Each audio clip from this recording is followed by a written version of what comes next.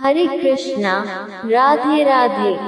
भक्तों, मार्गशीर्ष की पूर्णिमा शुभ हो जाती रात, दत्तात्रेय जी के जन्म से जग में चाय प्रात, त्रिमूर्ति के स्वरूप ये ज्ञान का सागर नाथ, भक्तों के दुख हरे सदा जग के पालनहार।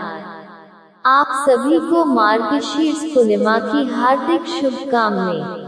मार्गशीर्ष पूर्णिमा का दिन विशेष है, जब ज्ञान, तप और वैरागी के प्रतीक भगवान दत्तात्रेय ने इस धरती पर अवतार लिया। उनकी लीला और उपदेश जीवन को सत्य, प्रेम और करुणा के मार्ग पर ले जाते हैं। आज इस कथा में हम उनकी महिमा का वर्णन करेंगे और समझेंगे कि कैसे उनके आशीर्वाद से जीवन में संतुलन और शांति आती है। साथ ही मार्गशीर्ष पूर्णिमा के दिन भगवान श्री विष्णु और मां लक्ष्मी जी की कथा का रसपान किया जाता है और इसी दिन मां अन्नपूर्णा जयंती भी मनाई जाती है। वैसे तो अन्न की देवी मां अन्नपूर्णा का पूजन हर दिन ही किया जाना चाहिए, किंतु मां अन्नपूर्णा का पूजन करने के लिए या धन्यवाद करने के लिए मार्गशीर्ष का मास सबसे उत्तम माना जाता है और मार्गशीर्ष मास में भी मार्गशीर्ष पूर्णिमा को सबसे विशेष इसलिए माना जाता है क्योंकि इसी दिन माता पार्वती ने मां अन्नपूर्णा का रूप धारण करके जगत के प्राणियों की भूख प्यास से अकाल से रक्षा की थी। तो आइए आज इन सभी कथाओं का एक साथ रसपान करते हैं। भगवान दत्तात्रेय ब्रह्मा, विष्णु और महेश के संयुक्त अंश से मिलकर उत्पन्न हुए थे। उनके 3 सिर और 6 हाथ हैं और इनमें ब्रह्मा, विष्णु और महेश की ही शक्तियाँ और गुण समाहित हैं। भक्तों, एक बार देवर्षि नारद पृथ्वी पर भ्रमण करके भगवान शंकर, विष्णु जी और ब्रह्मा जी से मिलने स्वर्गलोक गए, किंतु उनकी भेंट वहां पर त्रिदेवों में से किसी से भी नहीं हुई और महर्षि देवर्षि की भेंट त्रिदेवियों अर्थात त्रिदेवों की पत्नियां देवी लक्ष्मी, पार्वती जी और सरस्वती जी से हो गई। नारद जी ने तीनों देवियों को प्रणाम किया। नारद जी ने तीनों देवियों का घमंड तोड़ने के लिए कहा कि मैं विश्व भर का वर्णन करता रहता हूँ, किंतु पूरे संसार में केवल ऋषि अत्रि की पत्नी देवी अनुसुईया के समान पतिव्रत धर्म वाली, शील और सद्गुण संपन्न स्त्री मैंने नहीं देखी, और आप तीनों देवियां भी पतिव्रता धर्म में उनसे पीछे हैं। नारद जी की बात सुनकर तीनों देवियों के अहम को बड़ी ठेस लगी, क्योंकि वे समझती थी कि हमारे समान पतिव्रता स्त्री संसार में कोई और हो ही नहीं सकती। तब नारद जी तो वहां से चले गए, जिसके बाद त्रिदेव वहां पर आए और उनको सती अनुसुईया का पतिव्रत धर्म नष्ट करने के लिए कहा। तब विवश होकर तीनों देव देवी अनुसुईया का पतिव्रत धर्म को भंग करने के लिए पृथ्वी लोक पर आ गए, परंतु संयोगवश त्रिदेव एक ही समय पर ऋषि अत्रि के आश्रम में आ पहुँचे। तीनों देवताओं का एक ही उद्देश्य था, केवल अनुसुईया के पतिव्रत धर्म को नष्ट करना। तीनों ने मिलकर एक उपाय सोचा कि हम ऋषियों के वेश में माता अनुसुईया से भिक्षा मांगेंगे, और तीनों ने मुनियों का वेश धारण करके आश्रम के प्रवेश द्वार पर भिक्षा के लिए आवाज लगाए। आवाज सुनकर माता अनुसुईया बाहर आए और तीनों ऋषियों को प्रणाम किया। जब देवी भिक्षा देने लगी तो तीनों ने भिक्षा लेने से इनकार कर दिया और कहा कि पहले आप हमें भोजन कराएंगी तभी हम आपसे भिक्षा लेंगे, नहीं तो नहीं लेंगे। तीनों ऋषियों की बात सुनकर देवी अनुसुईया कहने लगी कि ठीक है, जैसी आपकी आज्ञा। तब तक आप तीनों स्नान आदि से निवृत्त होकर आए और मैं तब तक भोजन तैयार कर देती हूँ। जिसके बाद तीनों देव स्नान करके आश्रम में वापस आ गए। देवी अनुसुईया ने कई प्रकार के व्यंजन बनाए और आसन बिछा दिया और कहा कि हे मुनियों, अब कृपा करके आसन ग्रहण कीजिए और भोजन कीजिए। इस पर तीनों देव बोले, हम तभी आसन ग्रहण कर सकते हैं जब तुम प्राकृतिक अवस्था अर्थात बिना वस्त्रों की हमें भोजन कराओगी, नहीं तो हम तुम्हारे द्वार से भूखे ही चले जाएंगे। तीनों ऋषियों की बात सुनकर देवी अनुसुईया बहुत क्रोधित हो गई, किंतु पतिव्रत धर्म के कारण वे त्रिदेवों की चाल समझ गई। जिसके बाद देवी अनुसुईया ने अपने पति ऋषि अत्रि के चरणोदक को त्रिदेवों के ऊपर छिड़क दिया, जिससे त्रिदेव छोटे छोटे शिष्यों का रूप धारण कर गए। तब जाकर उनकी शर्त के अनुसार देवी अनुसुईया ने अपने कपड़े उतार कर उन्हें स्तनपान कराया। स्तनपान कराने के बाद तीनों बालकों को अलग अलग पालने में भी सुला दिया और उन्हें झुलाने लगी। बहुत समय बीत जाने पर उधर स्वर्ग लोक में जब त्रिदेव नहीं पहुँचे तो त्रिदेवियां चिंता करने लगी और त्रिदेवों को खोजती हुई माता अनुसुईया के आश्रम में आ पहुँची। सती अनुसुईया से त्रिदेवों के बारे में पूछने लगी। तब उन्होंने बताया कि आप तीनों देवियों के पति इन पालनों में विश्राम कर रहे हैं। आप इनमें से अपने पति को पहचान लीजिए और ले जाए। किंतु तीनों बालकों में मुख एक समान होने के कारण वे उन्हें नहीं पहचान सकी। तब देवी लक्ष्मी जी ने बड़ी चालाकी से अपने पति को उठाया तो वे तो शंकर जी निकले, जिस पर उनका बहुत उपहास उड़ाया। ये देखकर तीनों देवियों का घमंड चूर चूर हो गया और वे अब माता अनुसुईया के पैरों में पड़कर माफी मांगने लगी और अपने पति को वापस लौटाने की प्रार्थना करने लगी।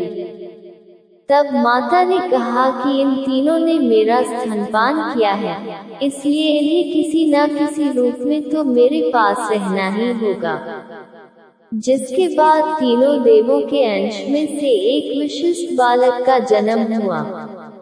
उस बालक के 3 सिर और 6 भुजाएं थी, जिनका नाम दत्तात्रेय रखा गया, जो आगे चलकर बहुत बड़े ऋषि बने। माता अनुसुईया ने अपने पति के चरणोदक से फिर से त्रिदेवों को उन्हीं रूप में कर दिया। तब त्रिदेवों ने उन्हें प्रणाम किया और देवी अनुसुईया से कहा कि आज से आप ही हमारी माता के रूप में जानी जाएंगी। ऐसा कहे कि त्रिदेव अपनी अपनी पत्नियों सहित स्वर्गलोक को वापस चले गए। अब सुनिए मार्गशीर्ष पूर्णिमा की कथा। द्वापर युग में एक बार यशोदा जी ने भगवान श्री कृष्ण से कहा, हे कृष्ण, तुम तो सारे संसार के रचयिता और पालनहार हो। आज कोई ऐसा उपाय मुझसे कहो जिसे करने से स्त्रियों को सुख और सौभाग्य की प्राप्ति हो और उनकी सभी मनोकामनाएं भी पूर्ण हो जाएं। तब श्री कृष्ण कहने लगे, हे माते, मैं आपको एक उपाय विस्तार पूर्वक बताता हूँ। सौभाग्य की प्राप्ति के लिए सभी स्त्रियों को मार्गशीर्ष पूर्णिमा का एक व्रत अवश्य ही करना चाहिए। श्री कृष्ण ने कहा कि इस धरती पर एक राजा चंद्रहास की अनेक प्रकार के रत्नों से परिपूर्ण कातिका नाम की नगरी थी। वहाँ पर धनेश्वर नाम का एक ब्राह्मण था। उसकी पत्नी अति सुशील और रूपवती थी। दोनों इस नगरी में बड़े प्रेम के साथ रहा करते थे। घर में धन धाने की कोई कमी नहीं थी। उन्हें केवल एक ही दुख था कि उनकी कोई संतान नहीं थी। इस कारण वे दोनों पति पत्नी हमेशा दुखी रहा करते थे। एक समय एक तपस्वी उस नगरी में आया।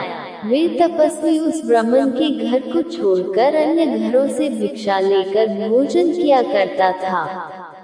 एक दिन हमेशा की तरह वह तपस्वी भिक्षा में मिले हुए अन्न को प्रेम पूर्वक खा रहा था कि धनेश्वर ने योगी का ये सब काम देख लिया।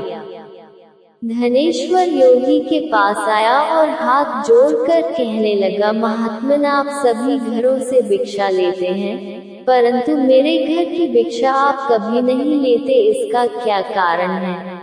तब योगी महाराज ने कहा कि निसंतान के घरों की भीख पतितों के अन्न के समान होती है और जो पतितों का अर्थात पापियों का अन्न खाता है वे खुद भी पापी हो जाता है। क्योंकि तुम निसंतान हो, इसलिए पतित हो जाने के भय से मैं तुम्हारे घर की भिक्षा नहीं लेता हूँ। धनेश्वर ये बात सुनकर अपने मन में बहुत दुखी हुआ। हाथ जोड़कर योगी महाराज के पैरों में गिर पड़ा और कहने लगा, महाराज, अगर ऐसा है तो आप ही मुझे पुत्र प्राप्ति का कोई उपाय बताए। आप तो सर्वज्ञ हैं, मुझे पर अवश्य ही कृपा कीजिए। मैं संतान न होने के कारण अत्यंत दुखी हूँ। कृपया आप मेरे इस दुख को दूर कीजिए। तब योगी महाराज कहने लगे, हे ब्राह्मण, तुम देवी चंडी की आराधना करो। घर आकर उसने अपनी पत्नी से सारा वृतांत कहा और तपस्या करने के लिए खुद वन में चला गया। वन में जाकर उसने शुरुधा के साथ देवी चंडी की उपासना की और उपवास किया।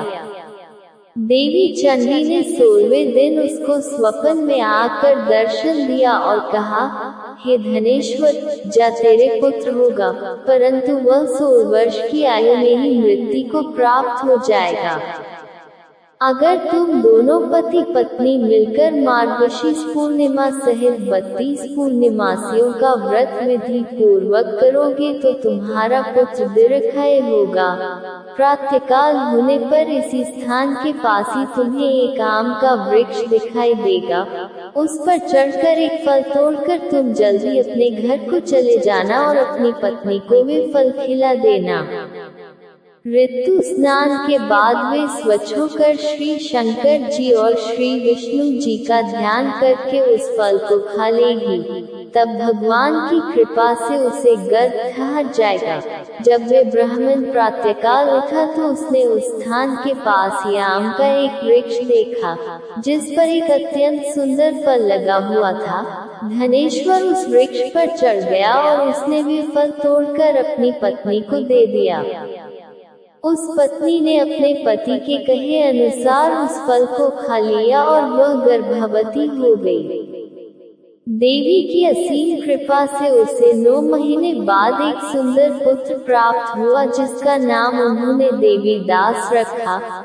माता पिता के हर्ष के साथ ही अब वह बालक बढ़ने लगा।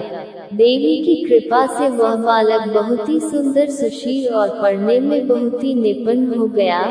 देवी की आज्ञा के अनुसार उसकी माता ने 32 पूर्णिमासी का व्रत रखना आरंभ कर दिया था, जिससे उसका पुत्र बड़ी आयु वाला हो जाए।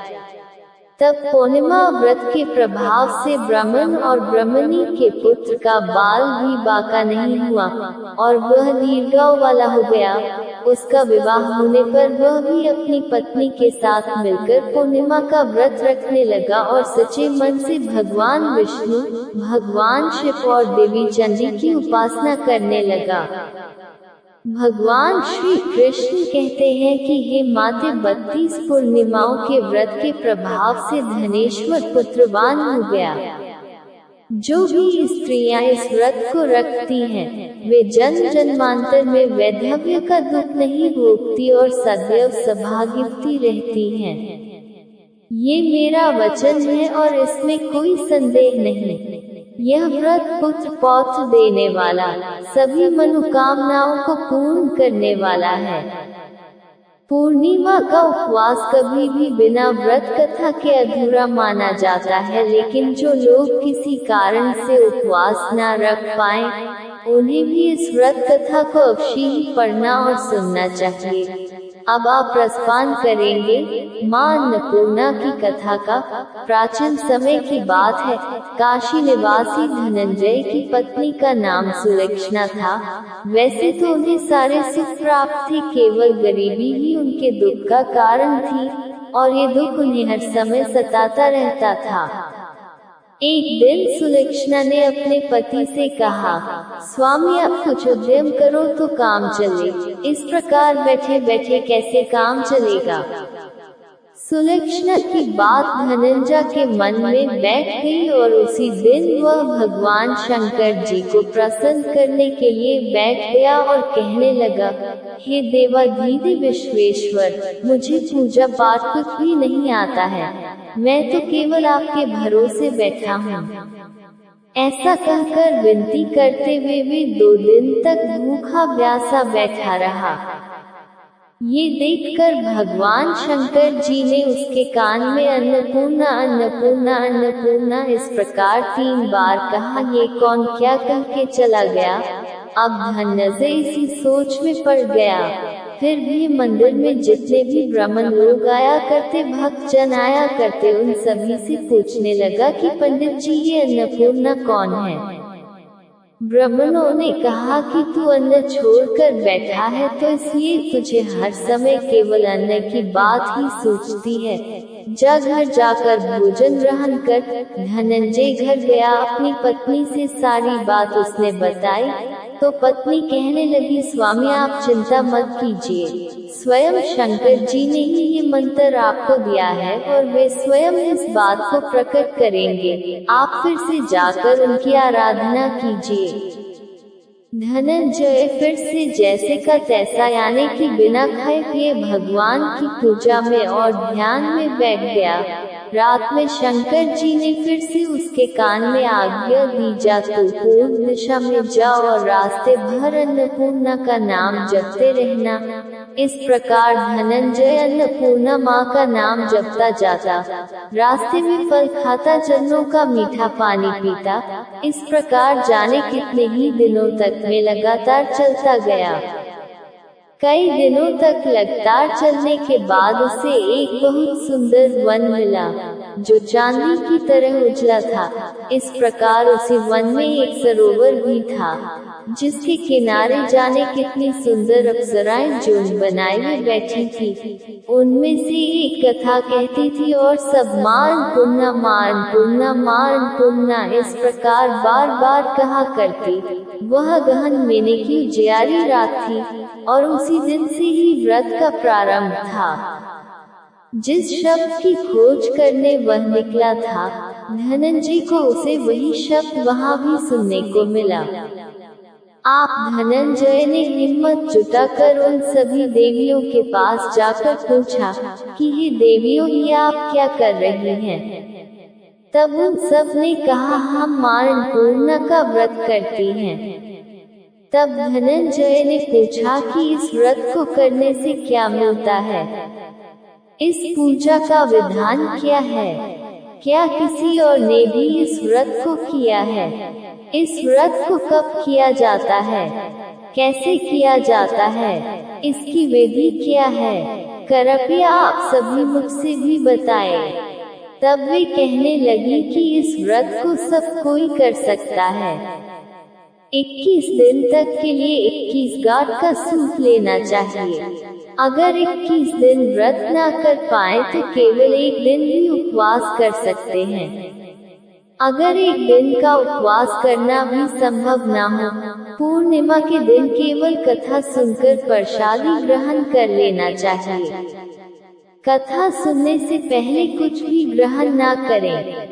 निराहार रहकर कथा कहें। कथा सुनने वाला अगर कोई भी ना मिले, अपने सामने पीपल के पत्तों को रखकर या सुपारी या फिर द्वारपाठी के वृक्ष के सामने बैठकर या दीपक जलाकर या फिर सूर्य गाय या तुलसी जी या महादेव जी को बिना कथा सुनाए मुख में दाना ना डाले।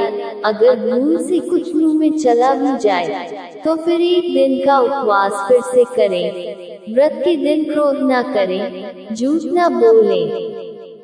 धनंजय बोला, इस व्रत को करने से मुझे क्या मिलेगा? तब वे देवियां कहने लगी कि इसको करने से अंधों को आंखें मिल जाती हैं, लूलों को हाथ मिल जाते हैं, निर्धन के घर धन के भंडार भर जाते हैं, बांझन को संतान मिल जाती है, मूर्ख को विद्या मिल जाती है और जो भी जिस भी कामना से इस व्रत को करता है, मां अन्नपूर्णा उसकी सब इच्छाएं पूर्ण करती हैं। तब धनंजय कहने लगा कि बहनों मेरे पास भी धन नहीं है, विद्या नहीं है, कुछ भी तो नहीं है, मैं तो दुखिया ब्राह्मण हूँ, क्या मुझे इस व्रत का दौरा दोगी?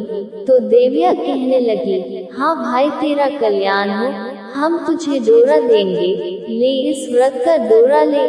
फिर धनंजय ने वह दौरा लेकर व्रत पूर्ण किया। जब व्रत पूरा हुआ तब सरोवर में से 21 खंड की सोने की सिली हीरे मोती जड़ी भी प्रकट हुई। धनंजय जय अन्नपूर्णा कहता हुआ जाता था। इस प्रकार जाने कितनी सीढ़ियां वह नीचे उतर गया। जब नीचे उतरा तो उसने देखा कि करोड़ों सूर्य से प्रकाशमान मां अन्नपूर्णा का मंदिर है। उसके सामने सोने के सिंहासन पर मां अन्नपूर्णा विराजमान है। सामने भिक्षा के लिए शंकर भगवान खड़े हुए हैं। देवांगनाएं चबर बुला रही हैं। कितने ही हथियार बांधकर पहरा दे रही हैं। धनंजय तोड़कर मां अन्नपूर्णा के चरणों में गिर गया। देवी उसके मन का दुख जान गई। धनंजय कहने लगा, माँ आप तो अंतर्यामिनी हो, आपको अपनी दशा क्या बताऊं। माँ कहने लगी, तूने मेरा व्रत किया है, जा संसार तेरा सम्मान करेगा। तब मां अन्नपूर्णा ने धनंजय की जीवा पर बीज मंत्र लिख दिया। अब तो उसके रोम रोम में विद्या प्रकट हो गई। इतने में ही धनंजय ने देखा कि वो तो अपने घर के सामने खड़ा है। वे घर आ गया। मां अन्नपूर्णा का वरदान अपने साथ लेकर आया। अपनी पत्नी से उसने सारी बात कही। मां अन्नपूर्णा की कृपा से उसके घर में सुख और संपत्ति का धन का भंडार भर गया। छोटा सा घर बहुत बड़ा गिना जाने लगा। जैसे शहद के छत्ते में सैकड़ों मधुमक्खियां जमा होती है, उसी प्रकार अनेक सगे संबंधी घर आकर उसकी तारीफें करने लगे। कहने लगे, इतना धन और इतना बड़ा घर, सुंदर संतान नहीं तो इस कमाई का कौन भोग करेगा। सुलक्षणा की कोई संतान तुम्हें नहीं, इसलिए तुम दूसरा विवाह कर लो। मन न होते हुए भी धनंजय को दूसरा विवाह करना पड़ा और सती सुलक्षणा को सोतन का दुख उठाना पड़ा। इस प्रकार दिन बीत दे गए। फिर अगले साल अगेन का महीना आया। सुलक्षणा ने अपने नए बंधन से बंधे हुए पति से कहलवाया कि हम इस व्रत के प्रभाव से ही सुखी हुए हैं, इसलिए किसी भी प्रकार इस व्रत को छोड़ना नहीं चाहिए। ये मां अन्नपूर्णा का ही प्रताप है जो आज हम इतने संपन्न और सुखी हैं। सुलक्षणा की बात सुनकर धनंजय उसकी यहाँ आया और व्रत में बैठ गया। नई बहू को इस व्रत की कोई खबर नहीं थी। वो तो धनंजय के आने की राह देख रही थी। दिन बीते गए और व्रत पूरा होने में केवल 3 दिन ही बाकी थे कि नई बहू को खबर मिली। अब उसके मन में ईर्ष्या की ज्वाला दहकने लगी। सुलक्षणा की घर वो आ गई और उसने आते ही वहां भगदड़ मचा दी। वह गुस्सा करती भी धनंजय को अपने साथ ले गई। नए घर में धनंजय को थोड़ी देर के लिए नींद आ गई। इसी समय नई बहू ने उसके हाथ में बंधा हुआ सूत तोड़कर आग में फेंक दिया। अब तो मां अन्नपूर्णा का क्रोध जाग उठा। घर में अचानक आग लगी। सब कुछ उस आग में जलकर खाक हो गया। सुलक्षणा जान गई और पति को फिर अपनी घर ले आए। उधर नई बहू रुककर अपने पिता के घर जा बैठी। पति को परमेश्वर मानने वाली सुलक्षणा बोली, नाथ घबरा नहीं, माँ की कृपा तो अलौकिक है। पुत्र को पुत्र हो जाता है लेकिन माँ को माता कभी नहीं होती। अब आप श्रद्धा और भक्ति से माँ अन्नपूर्णा की आराधना शुरू कर दो, वो जरूर हमारा कल्याण करेगी। अब धनंजय फिर से मां अन्नपूर्णा की पूजा करने लगा। उसी प्रकार उसने पूजा की। फिर से वही सरोवर सीधी प्रकट हुई। उसमें वह मां अन्नपूर्णा का नाम लेकर उतर गया। वहां जाकर वह मां के चरणों में रोने लगा। मां प्रसन्न होकर बोली, ले ये मेरे सोने की मूर्ति ले, तू उसकी पूजा करना, तू फिर से सुखी हो जाएगा। जब तुझे मेरा आशीर्वाद है। तेरी पत्नी सुलक्षणा ने श्रद्धा से मेरा व्रत किया है, उसे मैंने पुत्र दे दिया है।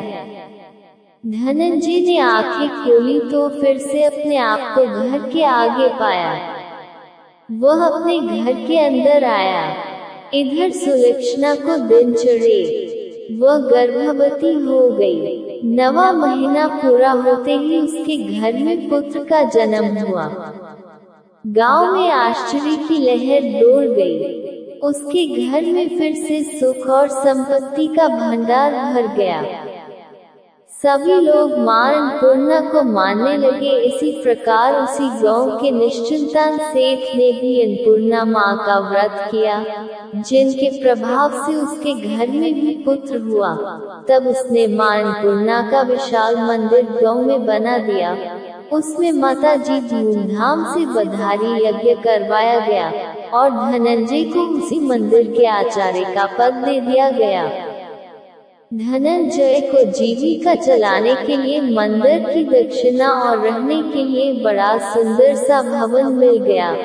अब धनंजय अपनी पत्नी और अपने पुत्र के साथ वहां आराम से रहने लगा। माता जी की चढ़ावे में भरपूर आमदनी होने लगी। उधर नई बहू के पिता के घर डाका पड़ गया, सब कुछ लूट गया और वे गरीब हो गए। भीख मांगकर पेट भरने लगे। सुलक्षणा ने सुना तो उन्हें बुलावा भेजा, उन्हें अलग घर में रखवा लिया और उनके अन्न और वस्त्र का प्रबंध भी करवा दिया। धनंजय, सुलक्षणा और उसका पुत्र अब मां अन्नपूर्णा की कृपा से बड़े आनंद से रहने लगे। हे मां अन्नपूर्णा, जैसे आपने उनके घर में भंडार भरे, वैसे ही सबके भरना। इस कथा को कहने सुनने और हुकारा भरने वालों के घर में कभी अन्न और धन की कमी न रहने देना। प्रेम से बोलिए अन्नपूर्णा मैया की जय। अब सुनिए अन्नपूर्णा व्रत की दूसरी पुरानी कथा। कथा के अनुसार एक बार पृथ्वी लोक पर सूखा पड़ गया। जमीन बंजर हो गई। फसलें, फलों आदि की पैदावार न होने से जीवन पर संकट आ गया। तब भगवान शिव जी ने पृथ्वी वासियों के कल्याण के लिए एक भिखारी का रूप धारण किया और मां पार्वती जी ने मां अन्नपूर्णा का अवतार लिया। इसके बाद भगवान शिव ने मां अन्नपूर्णा से भिक्षा में अन्न मांगा। इस अन्न को लेकर भगवान शिव धरती लोक पर गए और सभी प्राणियों में इसे बांट दिया। इसके बाद धरती पर एक बार फिर से धन धान नहीं हो गया और इसके बाद से ही माघ मास की पूर्णिमा तिथि को अन्नपूर्णा जयंती मनाई जाने लगी।